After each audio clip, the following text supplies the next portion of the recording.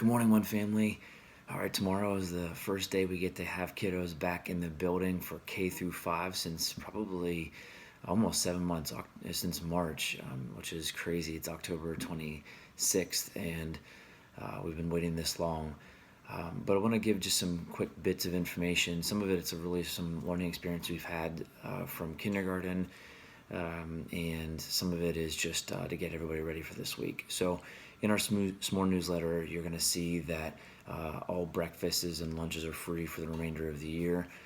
You can opt out of that down the road here this week. The division is sending out a form that I helped create but they want everybody getting a free meal this week. So it will come home. We'll be, of course, taking allergies into consideration, but that'll be coming home today. So or this week, you have 2 lunches, a breakfast that'll come home, and they'll have a breakfast in person. If you really are passionate about your kiddo not having that, certainly just email your child's teacher, and we'll make sure they don't eat that.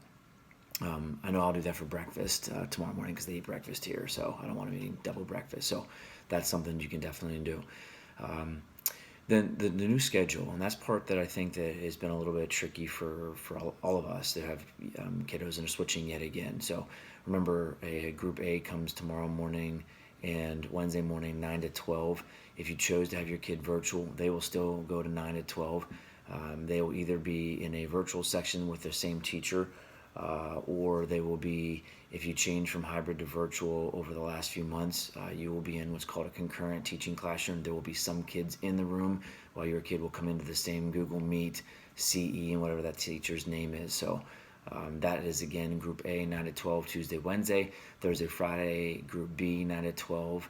And then on Tuesday and Wednesday, Group B will sign in from 2 to 4 via Google Meet, same code, and same thing with A on Thursday, Friday, 2 to 4. Here's the thing that I want to make sure. I know we've said that a lot, and I know it's something that is just until you're in it, so it's hard to kind of wrap your head around. But it's the part we've seen that's a little bit tricky is that making sure that 9 to 12 time frame, if you're virtual, or the 2 to 4 time frame, that your kiddo is set up, ready to rock and roll, and ready to learn. If they're in transit to somewhere, they're on their phone, it doesn't seem like that's a big deal, and that is cool that we can do that virtually. Whoever thought would be learning on a phone virtually going down the road? But that really takes away from the learning of others. And then as a teacher, it's really hard to teach when you can't see the kids, if you're just seeing a bubble. So it all, unless it's an emergency, and those do arise, and we know that, and we want you still to be able to access if it's an emergency. But on a consistent basis, kiddos need to be ready to learn, ready to rock and roll by 9 o'clock. And then same thing for 2 o'clock. We'll be taking attendance. If they're not there on time, they'll be marked tardy. If they're not ready to learn and they're in transit and it's a consistent thing, we will mark them tardy. And then I'll reach out, one of the principals will reach out to the family to see if we can figure out how to help make that a better learning experience for you and for those who are on that Google Meet or who are in the classroom. Because all of the kids in the classroom, if you're learning concurrently, there's a TV in the back that the computer is connected to. And the reason why that is, we made that happen. All TVs are ready to go, 40-inch flat screen TVs in every room are PTA. Thank goodness for them. But we want to be able to see kids in the virtual world, especially if there's kids in person, so they are part of the classroom experience and so they can feel a part of it. In fact, we're even piloting a thing called an OWL. You can Google it. It's in a kindergarten room today, or this week, and it follows the teacher around the room so that really the people that are on virtual can always see that kid. And so with COVID still hanging around for who knows how long, we need to make sure that every classroom is equipped to be able to handle concurrent classroom and concurrent teaching. And we know that middle and high school are probably going to have to follow some sort of model like that as well. So anyways, that's what I wanted to say about the new schedule. So for transportation starting tomorrow morning, we know the buses will be delayed because they're learning their routes, even though they ran them already.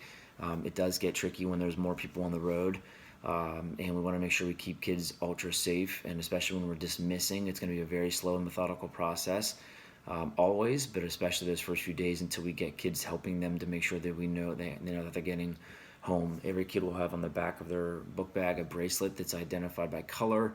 And it tells and indicates how they're going home, if it's car ride or walker, van or buses. And with that bus number, that way it helps the bus driver, of course, make sure that kids who have a bracelet that's on their backpack that shouldn't be getting on, then they can obviously get them to a place, to the right route home. And then also it helps with bus numbers and things like that. Car riders, the same thing. We have 70% of our families have chosen car riders. That's really super cool. But it is going to back up. We're prepared for that. We do have a crossing or a traffic person that's going to be out there helping to support that cause. But we know that it is going to be a lengthy process. We cannot have kids all gathered together in one space. They have to be in their rooms. We have a very methodical process that has been practiced. And with kindergarten, we've done dry runs. We'll have a dry run again today with the entire staff.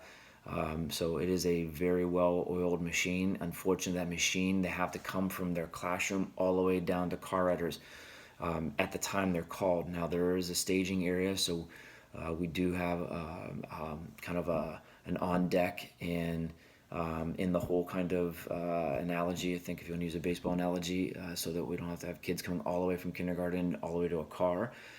But it is going to be lengthier than just them coming from the gym. So just hang in for that, and I'm very sorry for that in advance. But that's what we have to do to keep kids safe in a COVID experience.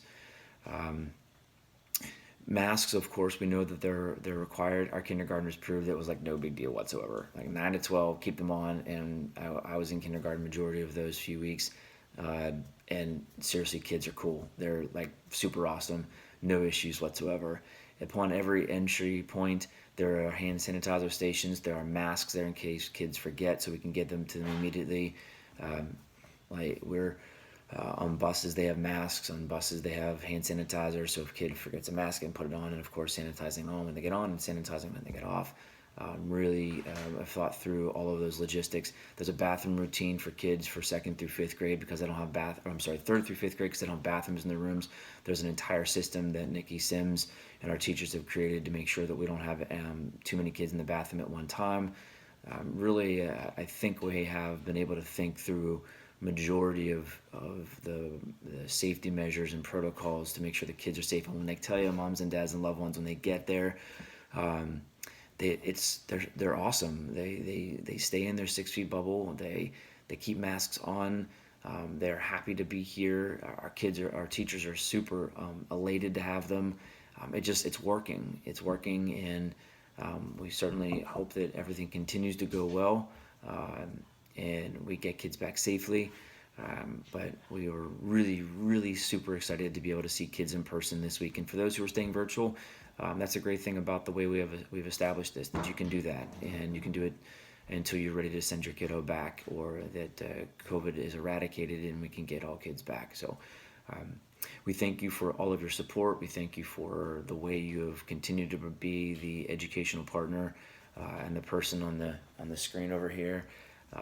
We thank you for all that you continue to do with Canvas and supporting your kid that way. And we're just super, super pumped to be able to be a part of this one family and to serve this community. It's the best community in the world. All right, kiddos, see you here in a little over 24 hours. Can't wait to see you, Group A, and then Group B will see you virtually. All right, you guys have a great day. Have a great Monday.